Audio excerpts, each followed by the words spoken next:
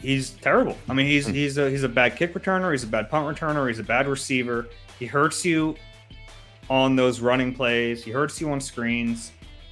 I'd get him off the field. I'd sit him at least for a game or two, and then try to have some sort of reclamation project. But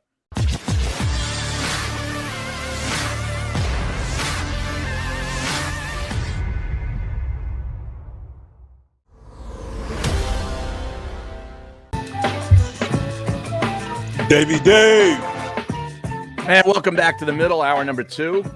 Barrett Brooks and Harry Mays. And right now we're going to be joined by our buddy over at NBC Sports Philly, Dave Zangaro. Dave, welcome to the show, man. How did you enjoy your bye week?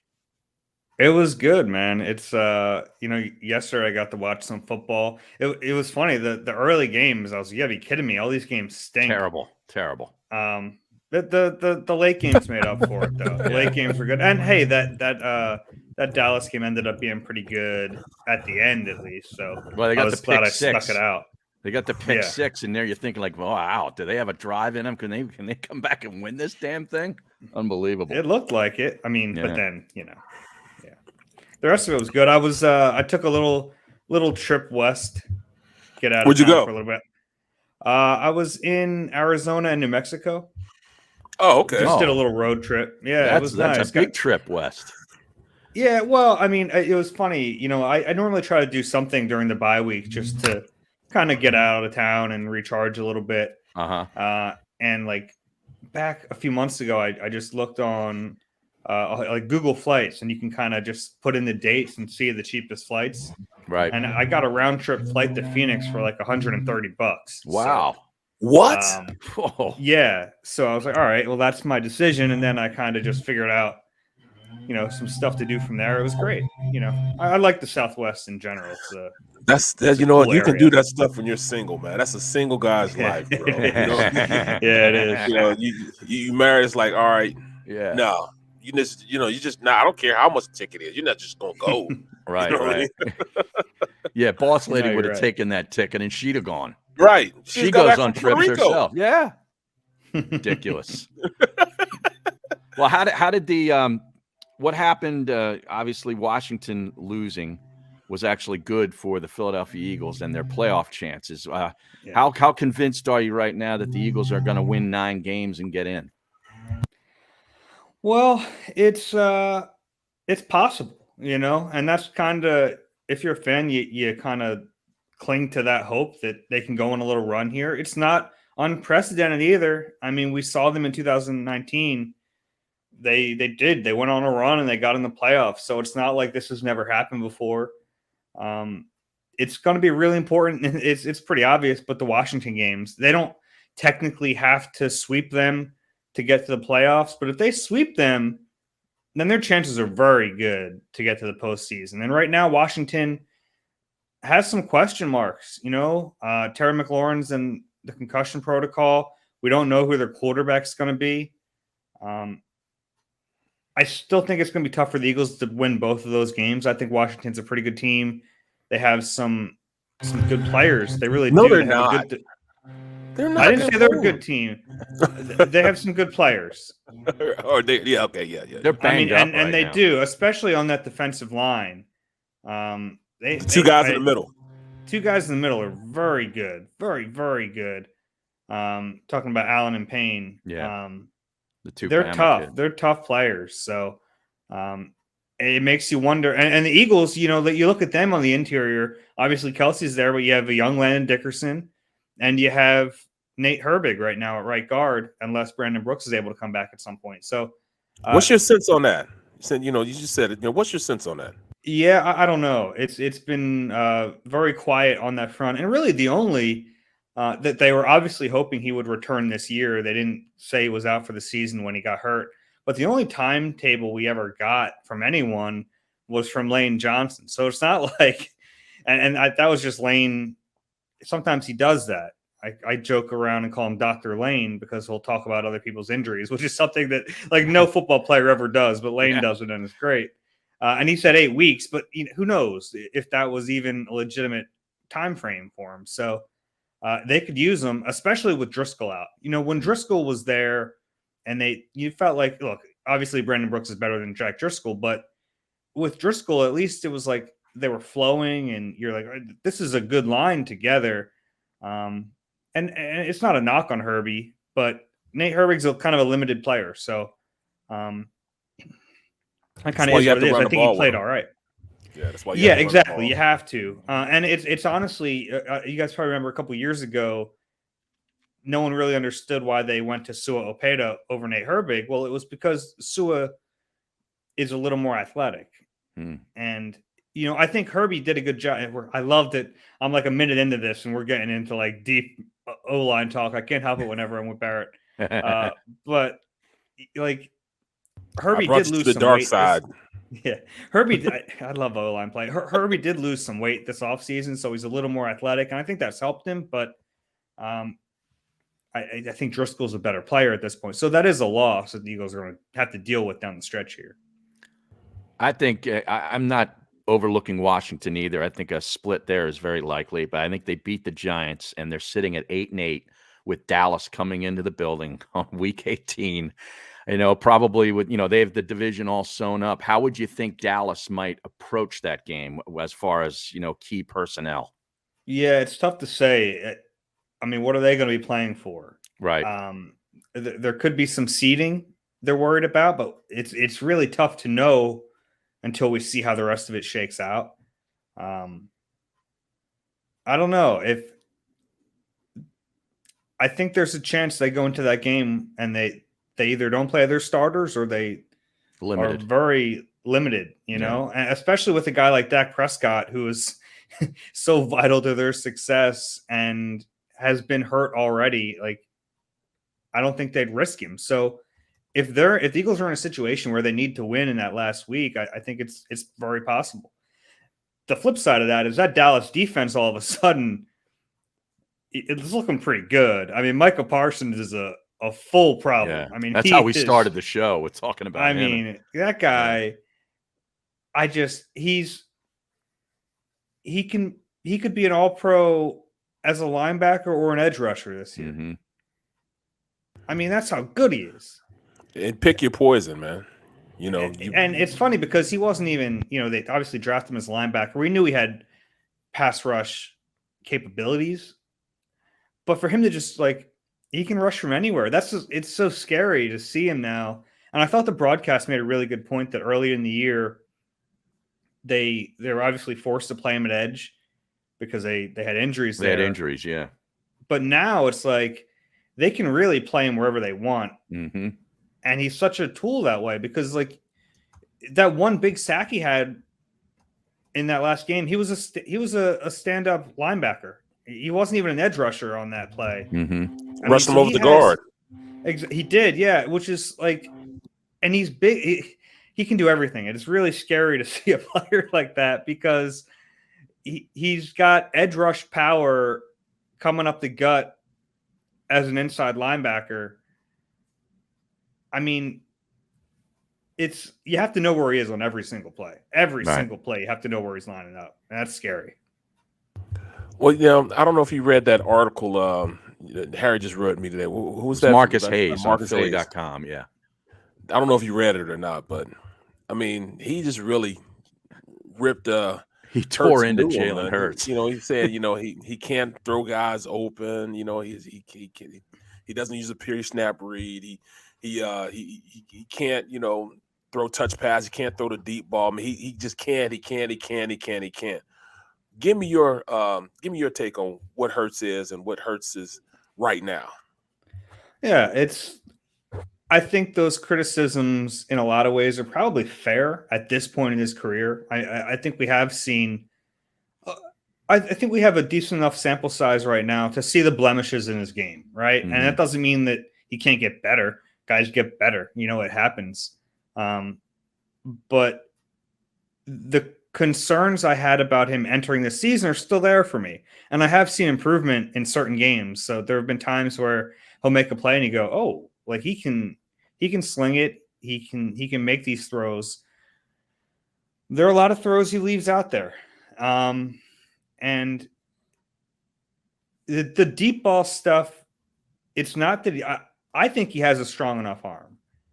I think a lot of the deep ball stuff is mechanics, especially with his footwork and timing a lot of the times. It's not – the ball's not out when it should be. But that's not even the biggest issue to me. The biggest issue to me is throwing with anticipation. And that means – especially in what Nick Sirianni wants his offense to be. He doesn't see, Nick sees big plays as not just being deep balls. He sees them as we're running shallow crossers, but there's yak here. And if that's going to be your offense, if that's going to be the design, which I think is a very viable design, your quarterback has to be very accurate on those passes to lead the receiver, to give him an opportunity to create after the play. And I think on a lot of those passes, it hasn't been perfect. He has been behind. But that's not to say – like everyone's going to point at the game Gardner Minshew had. Gardner wasn't perfect in that game. No. Some of those completed passes were behind. They were underthrown. So – and there was like one play in that game where I thought, no chance that gets caught if Jalen Hurts throws it. It's just – it's one of those feelings, I like a lot of what I've seen from Jalen Hurts.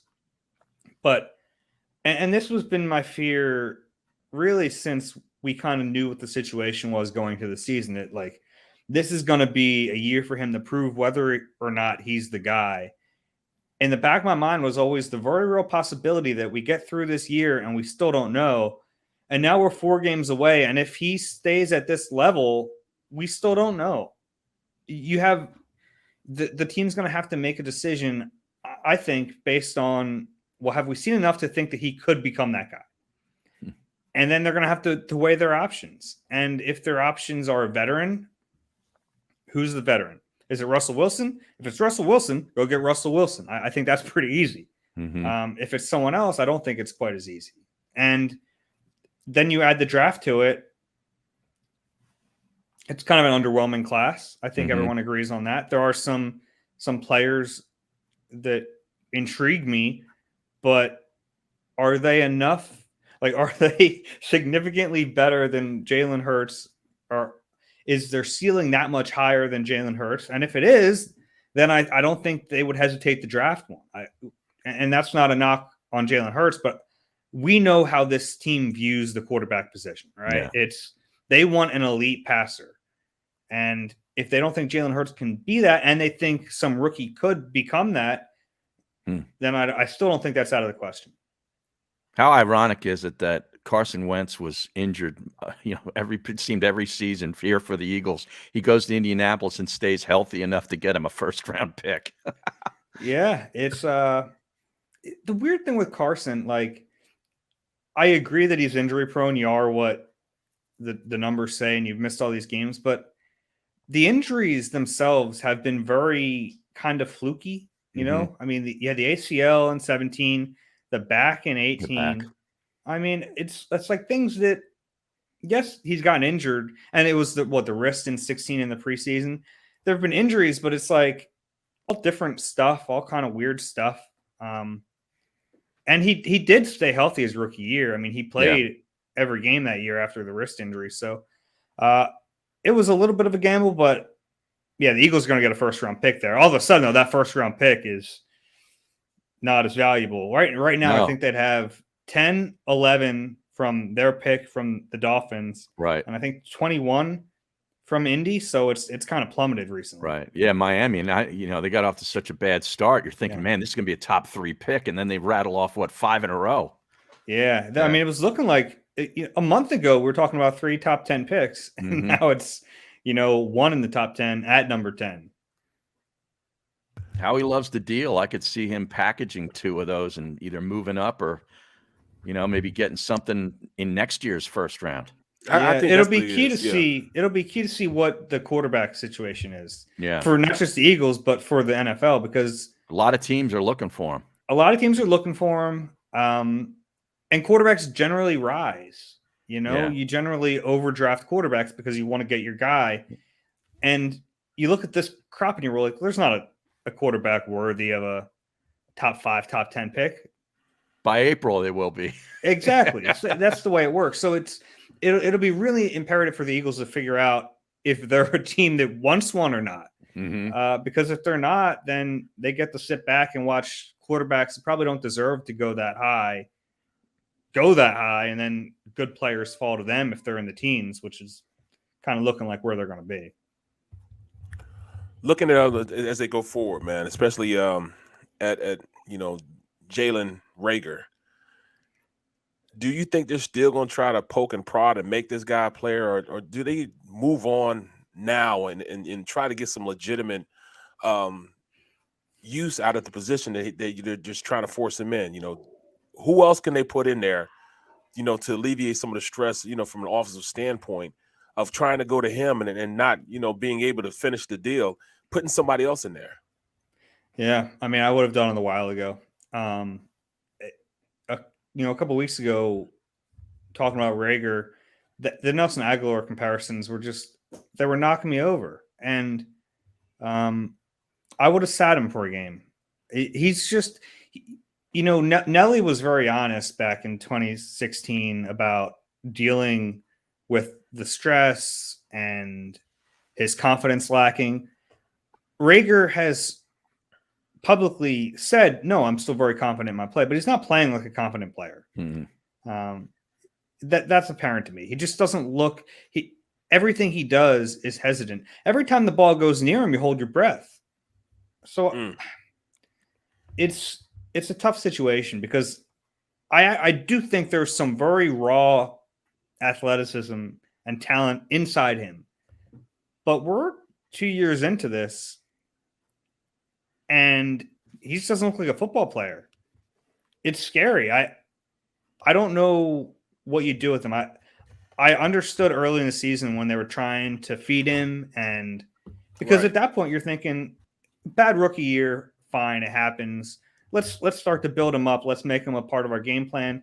And even early in the year, like, they were finding ways. It wasn't great production, but it was like, 4 for 50 or whatever it was, 4 for 40, which isn't great, but you take that over what he's been recently, which is almost a negative. I mean, I think he's hurting you out there. And look, he's an okay blocker. Fine. Mm-hmm. If you want to have him out there in 13 personnel blocking, go nuts. But it's not what they drafted him for. He's hurting them on returns, which is where you'd think if you have some natural raw athleticism, you'd be able to at least be a good returner. He's terrible. I mean, he's a bad kick returner. He's a bad punt returner. He's a bad receiver. He hurts you on those running plays. He hurts you on screens. I'd get him off the field. I'd sit him at least for a game or two and then try to have some sort of reclamation project. But it doesn't seem like that's what they're going to do. Stupid. That just doesn't make sense to me, because I've seen just to cut off your nose to spite your face just doesn't make sense to me. You're going to make a player that's not really a player right now that's going to hurt the team. It just doesn't make sense. But all right, well, does a role, go in for the rookie running back now? Is that something that is that something they're gonna do? Put him in a slot? What have you seen from that aspect? Has his game developed enough to become something that they can rely on as they go forward? Yeah, I mean, that was my solution a while back with when Reagor was clearly not going to get out of this funk. I thought, well, you have two receivers, right? You have Devontae Smith and you have Quez Watkins, and they've really used Quez in the slot all year, which they did it in training camp. And I thought eventually, I would have tried Reagor in the slot and moved Quez outside more, and they never really did it. But I'd move Quez outside and get Gainwell some snaps in the slot. I really would. He's a better receiver than Jalen Reagor, and he's a 5th-round running back. But it's sad, but he is. And it'll be interesting to see how the running back rotation kind of shakes out, because Jordan Howard probably be back, if not this week, then shortly after. They're hoping he's back this week. Miles Sanders is expecting himself to be healthy with that ankle injury. So you have 4 running backs that you can make cases for to get playing time. The odd man out, it was Gainwell back when the other 3 were healthy, but I like Gainwell. I actually think that he's just a different player. And if you're trying to get complementary pieces, I'd play Gainwell. Probably even over Boston Scott. Wow. Yeah, I think I don't know if I'd do that, man. I don't know. Yeah, I get that, and I like Boston, but I just think Gainwell's a smoother receiver. Yes. And I and when we've seen him have that role in the 2-minute offense, I like him there, and I don't know if there's, and this is, I really don't want to make it sound like a knock on Boston because I really like Boston. I like what he's done, but I don't know if there's anything Boston does that the other three can't do. Whereas I think there are things that Gainwell can do that the other three probably can't. And I'm talking about just his pure ability as a receiver. I don't think the other three have that level of ability pass catching. So that's probably why I lean toward keeping Gainwell active over him. I don't know if that's what they'll do, though, because they had Howard, Sanders, and Scott active before. They're not giving you a sense of anything, so I know it's just strictly speculation. Mm-hmm. But just looking at if all four dress, then I truly believe that Reagor doesn't need to dress. Because you use those and you use those guys not just in regular running back situations, but you're going to use Gainwell in the slot, use him as a returner. You can use Boston Scott as a returner, use him, in third down situations.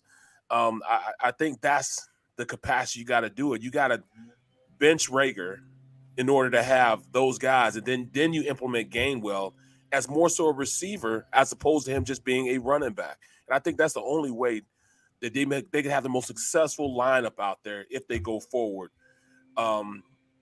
It only makes sense, and it'd be a travesty for them not to dress all four guys and bench Reagor. It'd be a travesty. Yeah, I don't think it's going to happen. I just don't. I don't think they're going to dress 4 running backs. And I wouldn't say Gainwell would be a running back. That's what I'm saying. I wouldn't even dress him. Yeah, I know. I get what you're saying. He's slot receiver. Me, I get what you're. I've been trying to talk about Gainwell in the slot for a while, but they're not going to do it. They're not going to bench Reagor. I think if they were going to do it, they would have already done it. Wow. Do you think next season both he and J.J. Arcega-Whiteside are somewhere else? I don't know. I mean, if you're Reagor's going to be a third-year first-round pick. It's pretty rare to cut ties that quick with a first-round pick. So I mean, they kept J-Jaw as a second-round pick into year 3, so it's hard to imagine they wouldn't keep Reagor for the same amount of time. Wow. Yeah, I don't know. It's not great. I mean, No, it's you feel bad in a way bringing up Justin Jefferson because it's like, well, Jalen Reagor didn't tell them, it wasn't his decision. Right. And he hears Jefferson all the time. But if you're going to go outside the box and you screw up this bad when everyone was saying, no, the other guy's better. He's a better player. And it's just tough to get over. And I know that like you can do that with a lot of different teams, a lot of different positions. Like, well, look at this guy versus this guy. And a lot of times it's unfair. But in this case, like even with J-Jaw, you can say that's unfair. Everyone points out DK Metcalf. And I get that. But Metcalf had medical concerns. And that was the reason Eagles didn't draft him. He was off their board. So at least that's like understandable. And people thought the J-Jaw pick was a good pick at the time. Reagor, I think some people tried to give him the benefit of the doubt, but there was never any question in people's mind that they made a bad pick, right? Like immediately everyone thought, they just let stupid. A better Why would player. they do that? Especially in Minnesota. I mean that video is so great. It's pretty damning. You have another team like laughing at you. Yeah. As they get the better player. And so it's tough to come back from that. And it's you feel bad in a way for Jalen Reagor because he didn't put that pressure on himself.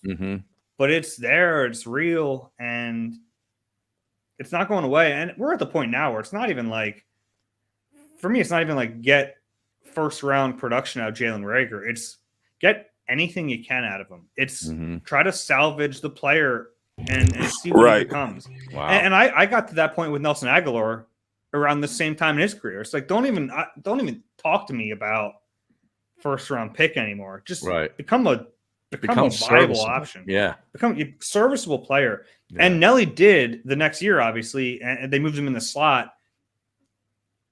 And the weird thing about that is that Nelly was blocked from moving in the slot by Jordan Matthews, right? Who was, you're not going to even say we want about Jordan Matthews now, but Jordan Matthews then was a pretty productive player. He's playing in the slot. You're not going to remove him from that spot to put Nelson Aguilar there, even though his traits seem to line up. And then obviously once they traded Matthews to Buffalo, then it opened up that spot. But there's no one like who's blocking Jalen Reagor in the slot right now, which is where I think he should be playing. Maybe they just don't think his routes are crisp enough to play in that area. They're like, Reagor and Nelly are very different players. They have similar career trajectories, but Nelly was a more polished receiver, whereas Reagor clearly not as polished, but he has some raw physical attributes. So they're different in that respect. And maybe that's why Nelly was a better fit inside, but I'd do everything I could to see Reagor inside. I want to see it, and I don't think we ever will. You're a Penn State guy, right, Dave? No. Penn State fan? No. No? No. Oh, I thought you were. I saw something. You retweeted something about Penn State player going to the transfer portal. I just thought you might have been. Oh, I love that term. The transfer portal. Yeah. It sounds like it's free agency. That's all. It's free agency. Yeah, it's just. I know, but it's hilarious to me. Well, that Dr. Pepper commercial does one with the transfer portal. It's hilarious. Yeah. It's really good. Then they get a punter back, and then he's like, "I got Dr. Pepper." It does sound really cool, though. Yeah, it does. At this point, Reagor couldn't bring any Dr. Pepper, Mountain Dew, or anything else that convinced me of anything, bro. Yeah. No. Oh, man. All right. We appreciate a couple minutes, man. Follow him on Twitter at Zangaro NBCS. Does a great job on the Eagle Eye with Reuben Frank and covers the birds like nobody else, man. We appreciate you jumping on. Yeah, and I apologize, bro, for the last yeah, what's going on at your house? What's happening up there? So they're blowing leaves, man. They're blowing leaves. No, but I was going to tell him I apologize that I didn't send my my thing in the last. Yeah, he didn't send his pick in. Yeah. So what happens? They all see it. What happens when that? Do you have to write it for him? No, I'm not writing it for him. It just goes up without it. I'm not picking a game for him. Wow, great! I'll tell you, we had an intervention last week, Dave. I don't know. We had Amy Fadul on, and we had his producer Mike on, and it was awesome. It was a 2-on-1 on Barrett. Awesome. It was not awesome. It was bad. Probably deserved it though. Yeah. Bye, Dave. See you later, Dave. Appreciate it, man. No, thanks for jumping. It's unanimous, Barrett. They all say the same thing.